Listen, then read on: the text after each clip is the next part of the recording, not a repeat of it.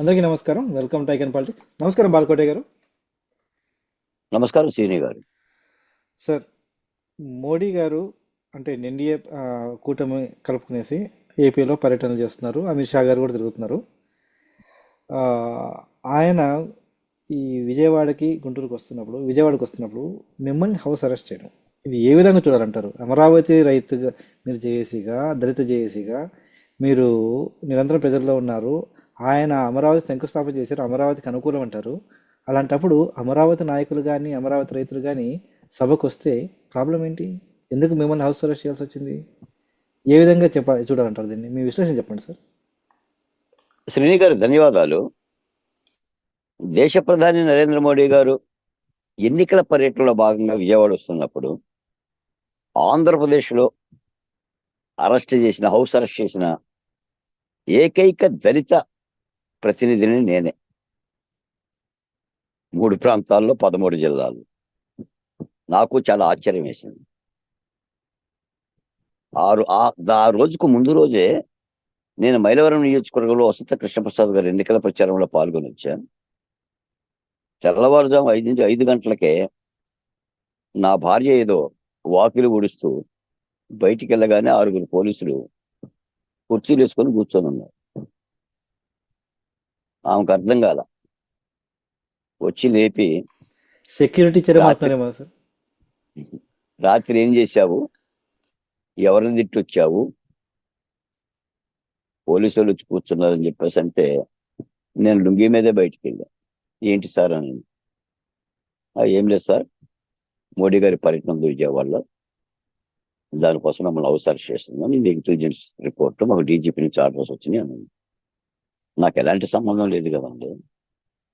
నేను మోడీ గారి దగ్గర ఏం కార్యక్రమం, నిరసన కార్యక్రమం తీసుకోవాలో ఏమి చేయలేదంటే అవన్నీ మాకు తెలియదండి అని చెప్పేసి అని తెల్లారుజాము 5 గంటల దగ్గర నుంచి మళ్ళీ మోడీ గారు వెళ్ళేందుకు 8 గంటల వరకు దాదాపు 16 గంటలు అవసరం చేశారు. మోడీ గారి విజయవాడ ప్రోగ్రాం 1.8 కిలోమీటర్ల ర్యాలీ. మోడీ గారితో పాటు చంద్రబాబు నాయుడు గారు, పవన్ కళ్యాణ్ గారు. జరుగుతుంది ఒక ప్రజాస్వామిక ఎన్నికలు, భావ ప్రకటన స్వేచ్ఛ. ఆ ర్యాలీ గంట సేపు. నన్ను అవసరం చేసింది 16 గంటలు.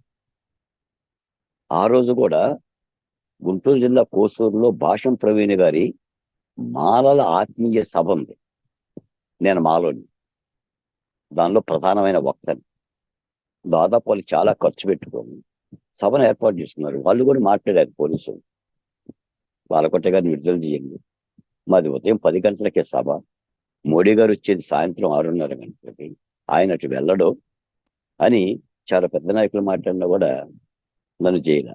అంతకంటే విచిత్రం ఏంటంటే, నా ఊరు పక్కనే దొనబండలో ఒక క్వారీ ఉంది. ఆ క్వారీలో 2 మైనార్టీ పిల్లలు బట్టలు ఉతకటానికి వెళ్ళి కారు జారి అందులో పడిపోయి చనిపోయారు. పోలీసు మ్యాన్ పవర్ లేక అక్కడ డ్యూటీ చేస్తున్న కానిస్టేబుల్ని కూడా తెచ్చేసి నాకేశారు. ఆ కానిస్టేబుల్ చెప్పాడు, అన్నా నువ్వెంత బలవంతులు, నీ మీద ఎంత దృష్టి పెట్టారో కేంద్ర రాష్ట్ర ఇంటెలిజెన్స్ వర్గాలు. 2 పసిబిడ్డలు చనిపోతే డ్యూటీ చేస్తుంటే దానికి ప్రాధాన్యత ఇవ్వకుండా నీకు ప్రాధాన్యత ఇస్తున్నారని అని చెప్పాడు. నాకు ఆశ్చర్యం వేసింది. విషయం ఏంటి అని అంటే, నేను తెలుగుదేశం పార్టీ కాదు, జనసేన పార్టీ కాదు, భారతీయ జనతా పార్టీ కాదు. మీరు ఒక జేఏసీ నాయకుడు, డైనమిక్ జేఏసీ నాయకుడు. మొన్న చిలకలూరుపేటలో మోడీ గారి సభలో ఆ మైకులు పనిచేయకపోవటము, శాంతి భద్రత విషయంలో కొన్ని ఇబ్బందులు జరిగినాయి. అలాంటిది ఏదన్నా మళ్ళీ జరిగితే మాకు చాలా అప్రదిష్ట, డీజీపీ గారికి అవమానం, కొత్త డీజీపీ గారు వచ్చాడు, ఎందుకంటే మమ్మల్ని చేస్తున్నామని చెప్పేశారు. ఇది జరిగిన విషయం. ఈ సందర్భంగా కూడా నేను చాలా మంది తెలుగుదేశం పార్టీ నాయకులు కూడా ఫోన్ చేశారు. ముఖ్యంగా టీటీ జనార్దన్ గారికి చేశాను. చంద్రబాబు నాయుడు గారి పక్కనే ఉంటారు. 7-8 సార్లు చేసిన ఆయన ఫోన్ లిఫ్ట్ చేయాలి. ఇంకొక నాయకుడికి చేశాను, లిఫ్ట్ చేయాలి. ప్రధానమైన ఛానల్లో, నేను రోజు డిబేట్లో కూర్చొని మాట్లాడే ఛానల్లో కూడా విజయవాడ ప్రతినిధులు రెస్పాండ్ కాల, ఫోన్ ఎత్తరా. అంటే వాళ్ళకి తెలుసు అప్పటికే వైరల్ అయిపోతుంది, మిగిలిన ఛానల్లో వాటిట్లో కూడా ఈ ఫోటోలు వచ్చేస్తున్నాయి, బాలకోటి హౌస్ అరెస్టు, మోడీ గారి పర్యటన, ఇది తప్పు అని చెప్పేసి వచ్చేస్తుంది. నా ఫోన్లు ఎత్తింది సిపిఎం ప్రధాన కార్యదర్శి శ్రీనివాసరావు గారు, సిపిఐ రాష్ట్ర ప్రధాన కార్యదర్శి రామకృష్ణ గారు, ముప్పాల నాగేశ్వరరావు గారు, కమ్యూనిస్ట్ పార్టీ వాళ్ళు ఎత్తారు. వెంటనే వాళ్ళు స్క్రోలింగ్ ఇచ్చారు, కన్నర్ స్టేట్మెంట్ ఇచ్చారు. పట్టాభి గారు మాత్రం ఒకసారి ఫోన్ ఎత్తాడు, ఇదేంటన్నా ఇది తప్పు, నేను కనుక్కుంటాను అన్నాడు. తర్వాత ఆ ఫోన్ కూడా మోగబోయింది. అంటే నేనేం ఆరోపణ చేయట్లేదే కానీ ప్రజాస్వామ్యం కదా, మీడియాకు కూడా మెల్లకన్ను ఉండకూడదు కదా, నిజంగా మోడీ గారి పర్యటనలో అదే అగ్రవర్ణ నాయకుడు, ఒక పెద్ద నాయకుడు, డబ్బున్న నాయకుడు కనుక అవసరం ఇస్తే మీడియా మొత్తం ఇంటి చుట్టూ ఉంటుంది. ఒక దళితుడిని కాబట్టే కదా పలకరింపుకుని వచ్చుకోకుండా, కనీసం ఫోన్ ఇన్లో కూడా తీసుకోకుండా ఉంది. నాకు అనిపించింది, నాకు బాగా గుర్తొచ్చింది ఏంటంటే డాక్టర్ సుధాకర్ గారు గుర్తుకొచ్చారు. అయ్యో, నా సుధాకర్ని కూడా ఇలాగే చంపుకుంటారు, ఎవరో పలకరించకుండా, ఎవరో పరామర్శించకుండా, ఎవరో దగ్గరికి తీసుకోపోకుండా ఉంటే ఆ వేదనతో డాక్టర్ని అయ్యున్న నేను పురవీధుల్లో, నర్సీపట్నం వీధుల్లో బేడీ తీసి నన్ను అరెస్ట్, ఈ సమాజమే నన్ను పలకరించలేదు, ఈ సమాజం నన్ను పరామర్శించలేదు. ఇంతమంది నాయకులు, ఎమ్మెల్యేలు, ప్రజాప్రతినిధులు ప్రజాస్వామ్యం గురించి మాట్లాడేవాళ్ళు, ఈ జీవితం ఉంటేనేమి పోతేనేమి అని అనిపించిందేమో, కల తట్టేలా ఉంటుందేమో అని అనిపించింది. నాకు గుర్రం జాషువా గారు గుర్తుకొచ్చారు. ఆయన అంటాడు, నా కవితా వధూటిని చూసి భలే అన్నవారే నన్ను చూసి నీదే కులమని చివాలున లేచిపోదురే, బ్రాకున కుమ్మినట్టు ఉంటుంది నాకు. ఎవరైతే నా కవిత్వాన్ని చూసి శభాష్ జాషువా అని అన్నవాళ్ళు సభలోకి రాగానే జాషువా నీదే కులం అని చెప్పేసి పక్కకు జరిగి వెళ్ళిపోతుంటారు. అది చూసి నాకు గుండెల్లో గుచ్చినట్టు ఉంటుంది అని నా మహానుభావుడు అన్నాడు. అలా అనిపించింది. అంటే సమాజంలో ఉన్న హెచ్చుతగ్గులు, మనం అంటరానితనం, దళితులు, బహుజనులు, గిరిజనులు, ఈ మాటలు ఎందుకు మాట్లాడుతున్నామంటే ఈ అంతరాలు, అంటే పయ్యోడికి ఒక న్యాయం, కిందోడికి ఒక న్యాయం, మనం చూసే చూపు, మెల్లకన్ను చూపు. నేను అదే అనుకున్నా, అక్షరాలకు కూడా మెల్లకన్ను ఉంటే, మీడియాకు కూడా మెల్లకన్ను ఉంటే, రెండు కళ్ళు ఉన్నట్టుగా చెప్తూ ఉంటుంటే నాకేం అర్థం కాదా. నిత్యం దాదాపుగా ఈ 4 ఏళ్లలో 4000 డిబేట్లు జగన్మోహన్ రెడ్డి గారి యొక్క చీకటి పరిపాలనలో, అంటే కాగడా పెట్టి వెతికినా కూడా వెలుతురు కల్పించని చీకటి కాలంలో మాట్లాడిన వాళ్ళం మేము, కారు చీకట్లలో మాట్లాడిన వాళ్ళం మేము. అది అమరావతి గురించి కానీ, ఈ రాష్ట్రంలో ఒక సామాజిక వర్గాన్ని తరిమేద్దాం, అసలు దాన్ని తుడిచేద్దాం అని చెప్పేసి అంటే ఆ సామాజిక వర్గం కాదు అమరావతి, ఆ అమరావతిలో మేము ఉన్నాం అని చెప్పేసి గర్జించిన వాళ్ళం మేము. మా డాక్టర్ సుధాకర్ గారి గురించి కూడా మొట్టమొదటిగా ప్రతిపక్ష పార్టీలు మాట్లాడాల, సమాజం మాట్లాడింది. సోషల్ మీడియాలో దళితులు, ప్రజాస్వామికవాదులు, దళితులతో పాటు ఇతర కులాల్లో ఉన్న ప్రజాస్వామికవాదులు సోషల్ మీడియాలో మాట్లాడి తప్పు, మాస్క్ అడిగిన నేరానికి ఆ మహానుభావుని చంపేశారు. నాకు ఒక మిత్రుడు ఫోన్ చేశాడు, సుధాకర్ గారి యొక్క స్నేహితుడు, 70 సంవత్సరాలు, బాలకోటయ్య గారు మీ పాదాలకు నమస్కారం అంటే, అయ్యో బాబు అదేంటి సార్, తప్పు సార్ అని అన్నా. లేదు, మీరు గనుక లేకపోతే నా సుధాకరు ఆంధ్ర రాష్ట్ర చరిత్రలో ఒక పిచ్చోడిలాగా, ఒక పిచ్చోడిలాగా ముద్రపడేవాడు. మీరు గలమెత్తి నా సుధాకర్ని అమరజీవిని చేశారు, రాజ్య దాష్టీకానికి బలైపోయిన ఒక వీరుని చేశారు, దానికి ధన్యవాదాలు అని చెప్పాడు ఆయన. ఎందుకంటే చరిత్రలో చాలా మంది చనిపోతూ ఉంటారు, న్యాయం కూడా చచ్చిపోతూ ఉంటుంది. ఒక్కోసారి న్యాయం అలా అన్యాయం పేరు మీద చచ్చిపోదు. మీరు వివేకానంద రెడ్డి గారిని చంపేశారు, ఎవరు చంపేశారు? ఆయన 2వ భార్య సంతానం చచ్చిపోయిందని చెప్పేస్తున్నారు. ఆయనకి 2వ భార్య ఉందని, 2వ భార్యకి సంతానం ఉన్న సంగతి అయ్యారు, రాష్ట్రానికి తెలియదు.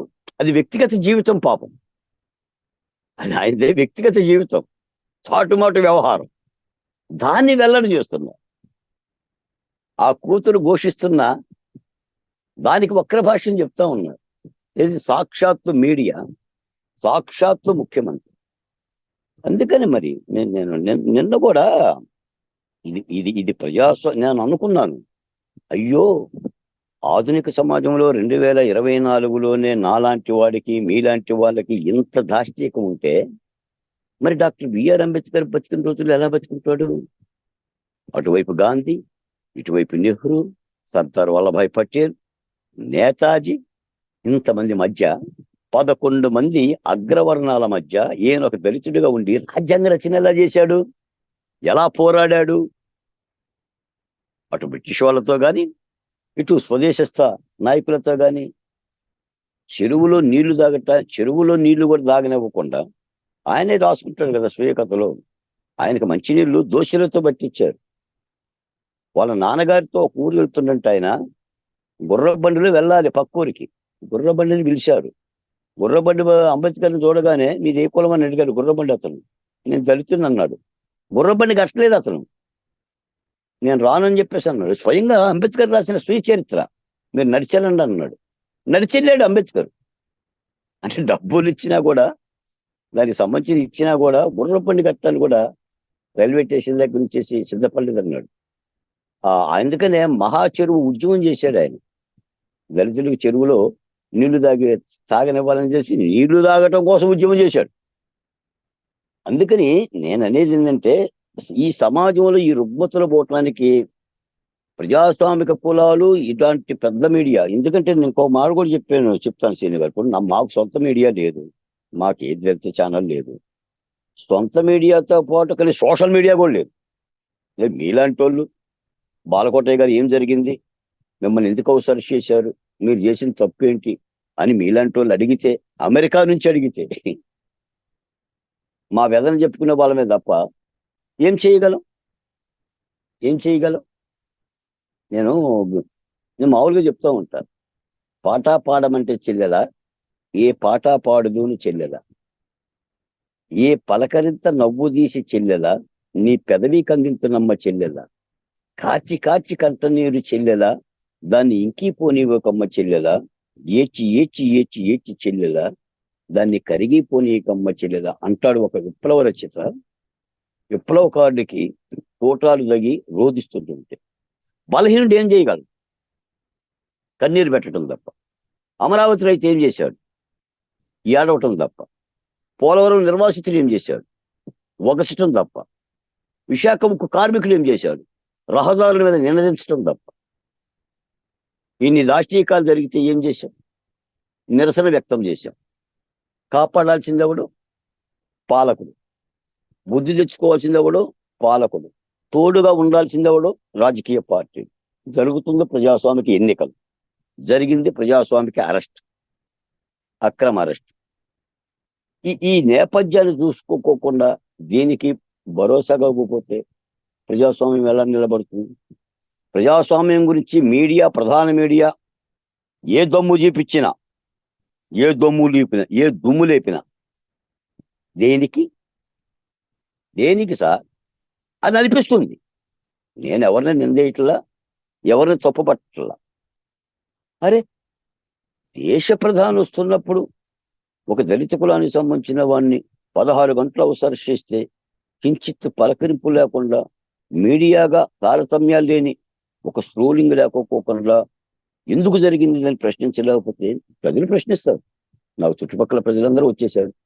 నందిగామ, వీరులపాడు, నా వాడ కాలనీ వాసులు, నా నియోజకవర్గ వాసులు. ఎంత బాధాకరం అంటే, తెలుగుదేశం పార్టీ ఎమ్మెల్యే అభ్యర్థులు కూడా మా సామాజిక వర్గమే. వాళ్ళు పోన్లేదు అంటే మీరు అనొచ్చు, అంటే ఎన్నికల కోలాహలంలో బిజీగా ఉండుంటారులే బాలకోట గారు, తెలియకపోవచ్చు అని. ఇప్పటికి కూడా చెప్తున్నా, ఇప్పుడు 3 రోజులు అయిందిగా, పలకరింపుకి ఇబ్బంది ఏం లేదు కదా, 3 రోజులు అయింది కదా. నేను మొన్న మాట విన్నాను సార్, ఒక కుక్క సంతానం చేస్తే ఆ సంతానం కానీ పిల్లల మొత్తం కూడా తల్లి కుక్క ఉన్న నివాసం వైపే తిరుగుతూ ఉంటాయంట. మళ్ళీ ఆ పిల్లల సంతానం చేస్తే ఆ ప్రాంతంలోనే తిరుగుతాయి, ఇతర ప్రాంతం పోవు.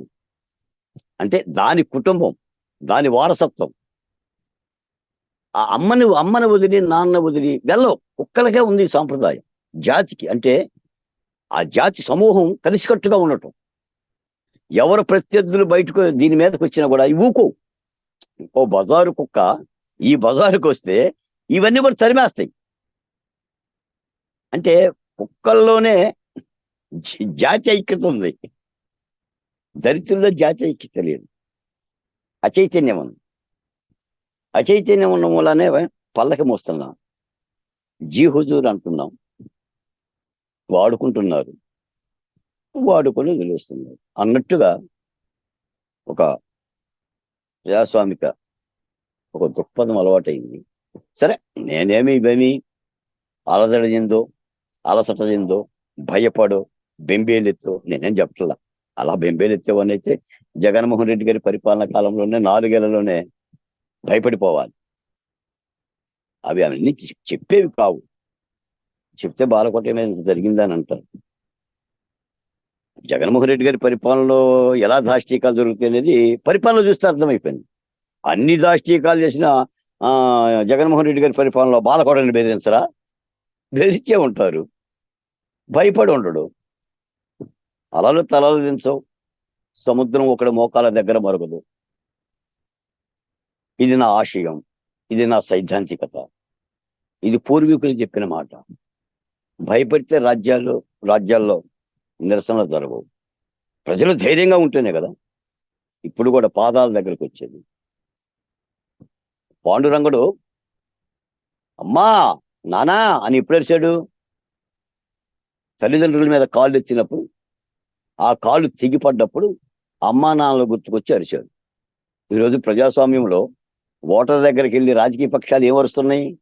అమ్మా నానా ఓటెయ్యండి, నన్ను దీవించండి, నేను మంచి చేస్తా, నేను మంచోడిని. అది డాక్టర్ బిఆర్ అంబేద్కర్ అరిపించాడు 5 ఏళ్ళకు ఒకసారి. ఓటర్ పాదాల దగ్గరికి వెళ్ళి ముఖలిత హస్తాలతో 2 చేతులతో ఎంత ధనవంతుడైనా సరే, నీకు ఎన్ని వేల కోట్ల రూపాయలు ఉన్నా సరే, ఎన్ని దాష్టీకాలు ఉన్నా సరే, ఓటు కోసం ముఖలిత హస్తాలతో వాళ్ళ పాదాలు పట్టుకునే విధంగా, ఓటర్ పాదాలు పట్టుకునే విధంగా చేశాడు. దాన్ని ప్రజాస్వామ్యం అంటున్నాం మనం. By the people, to the people, for the people అంటే దట్ మీన్స్ డెమోక్రసీ. ప్రజలు చైతన్యవంతంగా ఓటేయాలి, అది వేరే విషయం. ఎవరికి ఓటేస్తారు? నిజంగా సరైన వాళ్ళకేస్తారా, సరైన వాళ్ళకేరా? అయినా సీని గారు నేను ఒక మాట చెప్తా, ఎవరు సరైన వాళ్ళు ఎవరు సరైన వాళ్ళు కాదని ఎవరు నిర్ణయిస్తారు? వాడి నడవడికి నిర్ణయిస్తుంది. గెలిచిన తర్వాత కదా వాడు అర్థమయ్యేది. ఇప్పుడు జగన్మోహన్ రెడ్డి గారు ఇలా ఉంటారన్న సంగతి మీకు కూడా తెలియదుగా. పరిపాలనకు ముందు మాకెలా తెలియదో మీకెలా తెలియదు. మరి 4,14,00,000 మందికి ఎలా తెలుస్తుంది? ఆశిస్తాం ప్రజలు. నన్ను గెలిపించండి అని చెప్పి సీని గారు వచ్చి అడిగితే గెలిపిస్తారు. గెలిపించిన తర్వాత కదా సీని గారు మా గుడ్డలు ఎప్పదీస్తాడా, ఆయన గుడ్డలు ఎప్పదీసుకుంటాడా, రాష్ట్రం గుడ్డలు ఎప్పదీస్తారనేది అర్థమయ్యేది. కాబట్టి ఇప్పుడు అర్థమైపోయింది పరిపాలనలో. కాబట్టి మార్చుకోవడానికి సిద్ధంగా ఉన్నారు. అందుకని అంబేద్కర్ లాంటి వాళ్ళు శ్రమ కోర్చి ఈ ఆదేశిక సూత్రాలు, ప్రాదేశిక సూత్రాలు పెట్టి, ఒక భావ ప్రకటన స్వేచ్ఛ పెట్టి, మీడియా స్వేచ్ఛ పెట్టి, చట్టాలు ఉన్నాయి. చట్టాలు ఎలా అయితే మనం ఐఏఎస్ ఐపీఎస్ అధికారులను ఎలా అయితే చట్టాన్ని అమలు చేయవయ్యా అని మనం అడుగుతున్నామో, మీడియా కూడా వాళ్ళ బాధ్యత వాళ్ళు చేయాలి. మీడియాని అమలు చేయాలి. రాజకీయ పార్టీలకు సిద్ధాంతాలు ఉన్నట్టుగా మీడియాకు కూడా ఒక సిద్ధాంతం ఉంది. సమాచారాన్ని చేరవేయటం. నువ్వు దొంగల వస్తువులు దొంగిలిస్తారు, నువ్వు వాస్తవాన్ని దొంగిలిస్తేట. వాస్తవాన్ని చూపించుకోకుండా మీడియా దొంగిలించింది అనుకోండి, వాస్తవాలు ఎలా తెలుస్తుంది? మనం కూడా దొంగలం అవుతాం. ఈ ప్రక్రియ జరిగిందంటే ఇవన్నీ నేను ఎందుకు చెప్తున్నానంటే, ఉంటుంది కదా, గుండె తడి ఉంటుంది కదా. నేను ఒక దళితుడిని, అయ్యో నా సుధాకర్కి ఇలానే జరిగింది, ఇలానే జరుగుతుందేమో, పోనీ కోడెల శివప్రసాద్ గారికి కూడా ఇలానే జరుగుతుందేమో, లేకపోతే ఆయన ఒక డాక్టర్ అయ్యుండి, స్పీకర్ అయ్యుండి, మాజీ మంత్రి అయ్యుండి, హోంమంత్రి అయ్యుండి ఉరితాడికి ఎందుకు వేలాడతాడు? ఎందుకు వేలాడతాడు? ప్రతిదీ రాజ్యం మీద నిందలేయటమే కాదు కదా, సమాజ తోడ్పాటు గురించి కూడా ఆలోచించాలి కదా. సమాజంలో ఏకాకి కాకూడదు కదా, అండగా ఉండాలి కదా. అందుకని ఆ పరిణామం జరిగింది. తర్వాత ఓకే, మీ ఇబ్బంది ఏమి, చాలా మంది మిత్రులు, ఏదో కొంతమంది నా యొక్క శ్రేయభిలాషులు, ప్రజలు తండోపతండాలుగా ఫోన్లు చేసిన వాళ్ళు, పలకరించిన వాళ్ళు, వాయిస్ రికార్డులు పెట్టి నా దళితులు మా అన్నయ్యని అరెస్ట్ చేయటం ఇది అక్రమం, దుర్మార్గం అని చెప్పిన మా దళితులు చాలా మంది, మాలలు, మాదిగలు, రెల్లులు, బీసీలు సోషల్ మీడియాలో బాగా వైరల్ చేశారు, ఖండించారు. దాని మూలానే ప్రపంచానికి తెలిసింది. మోడీ గారి ర్యాలీలో కూడా బాలకోటయ్య హౌస్ అరెస్ట్ గురించి అక్కడ వాళ్ళు మాట్లాడుతున్న పరిస్థితి వచ్చింది. ఎనీహౌ, ఏదైనా సరే నేరమే అధికారమై రాజ్యం ఏలుతున్న చోట చూస్తూ ఊరకుండే ప్రతి ఒక్కడు నేరస్తుడు అంటాడు విప్లవకారి. నేను చూస్తూ ఊరకుండటానికి సిద్ధంగా లేను. ధన్యవాదాలు సార్, చాలా సుదీర్ఘంగా చెప్పారు. మీ హౌస్ అరెస్ట్ అనేది చాలా నిజంగానే దారుణమైన విషయం. అంటే మీ వల్ల ఎవరికన్నా అంటే హాని ఉందనే, లేదంటే కానీ మీ మీద ఇంతకుముందు ఏమైనా కేసులు ఉన్నాయంటే, ఇలాంటివి ఎప్పుడైనా చేశారంటే మిమ్మల్ని ఇంట్లో పెట్టడమైనా సబబేమో, కానీ ఇంతకుముందు ఎటువంటి కార్యక్రమాలు చేయకోకుండా ఇలాంటివి మిమ్మల్ని ఇలా నా సీని గారు ఒక మాట, నా మీద ఎలాంటి కేసులు లేవు. ఉమ్, ఇటీవల నేను పాస్పోర్ట్ కి అప్లై చేశాను. పాస్పోర్ట్ అధికారులు అడిగితే నేను ఉన్న నా పోలీస్ స్టేషన్ ఎస్ఐ ఎలాంటి కేసులు లేవని సర్టిఫికేట్ చేశాడు. నేను అమెరికా తానా మహాసభలకు వెళ్లాల్సిన వ్యక్తిని. ఆ రోజు కూడా స్పెషల్ బ్రాంచ్ వాళ్ళు, అమరావతి ఉద్యమ నాయకుడు వీడు జేఏసీ ఉంది, వీడు టీవీలో మాట్లాడతాడు, వీడిని అమెరికా పంపించకూడదని చెప్పి పాస్పోర్ట్ కూడా ఆపారే తప్ప నా మీద ఎలాంటి కేసులు లేవు. అయినా కూడా ఈ దాష్టీకాలు రద్దు చేస్తూ ఉన్నాం. ఉమ్. కాబట్టి అంటే పోలీస్ బాసులు మారితే ఆ తర్వాత అయినా జనాలకు న్యాయం జరుగుతుంది అనుకున్నాం, కానీ కొత్తగా వచ్చిన బాస్ వల్ల కూడా పెద్ద ఉపయోగం ఉన్నట్టేమో తెలియదు. ఇక చూడాలి మరి సామాన్యులకు న్యాయం ఎలా జరుగుతుందో. ఇంకా ఇంకా దేవుడే కాపాడాలి. చూద్దాం సార్. ధన్యవాదాలు సార్. ధన్యవాదాలు.